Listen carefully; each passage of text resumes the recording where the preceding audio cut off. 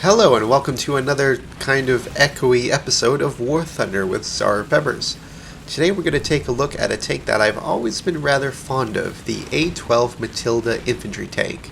A tank that sounds like it was named after someone who a soldier had a war movie style romance with during his tour of duty, only to never see her again. Originally known as the Matilda II to differentiate it from the A-11 Matilda, but eventually the Mark II designation was ditched and it was merely known as the Matilda. Come on, kitty cat, go away. Now, I know I've probably gone over this 1,000 times over the course of making these videos, but here it goes again. Before and during the Second World War, the British had two basic tank types. The infantry tank, a heavily armed tank that usually had a speed no faster than a soldier moving on foot, that had the purpose of moving up alongside the infantry, giving them support by taking out machine gun nests, field guns, tanks, and generally making anything the infantry pointed at go boom. The other type was the cruiser tank. Fast and lightly armed, its purpose was to exploit breakthroughs in enemy lines and to go cause general havoc. They were seen as being the successor of the cavalry. During the Battle of France, the Matilda was a pretty big shock to the German tank crews, whose little 37mm anti-tank guns didn't have a chance of penetrating it.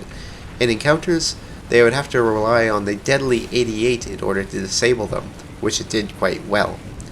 But it wasn't like they would have to worry about them much, since the 7th Royal Tank Regiment only operated 23 of them at the time. Despite its relatively small size, it had very thick armor for the time, at up to 78mm in some places, at a time when most tanks on the field didn't have much more than 50mm, much less than that in most cases. It mounted a QF, or quick-firing, 2-pounder, or 40mm anti-tank gun that possessed a pretty reasonable muzzle velocity of 792 meters per second. 40mm may seem like a small gun, but you have to remember that at the time it was designed, it was more than enough to penetrate any of its contemporary rivals. It also mounted a 7.7 Beza machine gun, something that was critical for taking out unarmored targets since Matilda crews weren't supplied with high explosive rounds for the 2-pounder gun. High explosive rounds were manufactured for the gun, but for some unknown reason they were never actually supplied to the crews. This meant that for targets like machine gun nests and static anti-tank guns, they would have to rely on their machine gun, making encounters with static anti-tank guns rather stressful for the crews. I mean, not having access to high explosive rounds kind of defeats the purpose of an infantry tank, whose purpose is to support the infantry by taking out soft targets most of the time. The tank was produced from 1936 to 1944, with a total of 12,000 being made.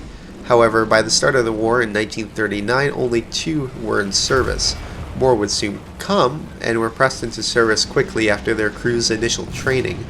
A portion of those that were produced were put together at Harland and Wolff in Belfast, the same place that the Olympic-class passenger liners for White Star Line were constructed, namely the Olympic, Britannic, and the Titanic.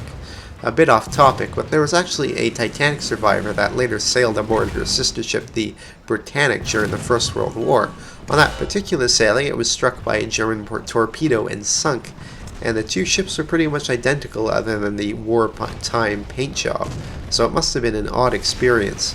However, with adequate lifeboats and warmer Mediterranean water, there were only a few casualties. What was right, Matilda, yes. Where the Matilda really came into its own was during the early African campaign, where it received the nickname Queen of the Desert. Proved to be virtually invulnerable to the Italian tank designs, allowing the British forces to win many engagements against Hitler's bouncer, Italy. But when the bouncer got his ass kicked, then the boss was called in to clean up the mess. The boss in this analogy being Rommel and the German Afrika Korps.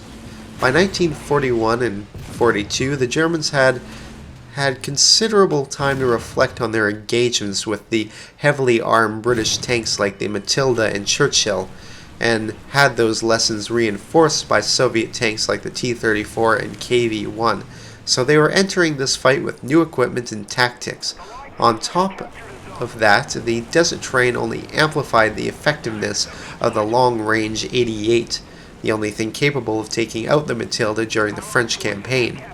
But that wasn't the only threat that it faced now, because by then the Germans had replaced their dinky 37mm anti-tank guns that Hitler personally demanded be replaced. So coming into the African theater, they had the high-velocity 75mm Pak-40 mounted on the newest variants of the Panzer IV that did have the ability to penetrate the Matilda at combat ranges. This was demonstrated clearly during Operation Battle Axe when 64 Matildas were destroyed. Due to these developments, the Matilda quickly lost its aura of invulnerability. This, combined with its aging 40mm gun that, when going up against the upgraded Panzers, was becoming far less effective. Even during its heyday in the desert against Italian tanks, those sizes of caliber were quickly becoming obsolete. The Sherman and the Valentine, with 75mm guns, were far more effective against the upgraded German designs, and eventually the Cromwell. Even so, despite this, the Matilda still played its part in the latter portion of the African campaign. During Operation Crusader, the Matilda tank played a critical role in breaking out of Tobruk and taking the Axis fortress at Bardia, after the cruiser tanks of the 7th Armored Division had failed to overcome the Axis forces. The Matilda stayed in service until the end of the war, with production only ending in 1944. They were also used by the Red Army as part of the Lend-Lease program, being used by them as early as the Battle of Moscow, but its gun was far outclassed by those used by the T-34 and KV-1. Some captured Matildas were also used by the Germans, such as the 5th Panzer Regiment of the 21st Panzer Division. German crews that used them were extremely fond of their captured prizes, known to them as the infantry tank Mark II 748 English.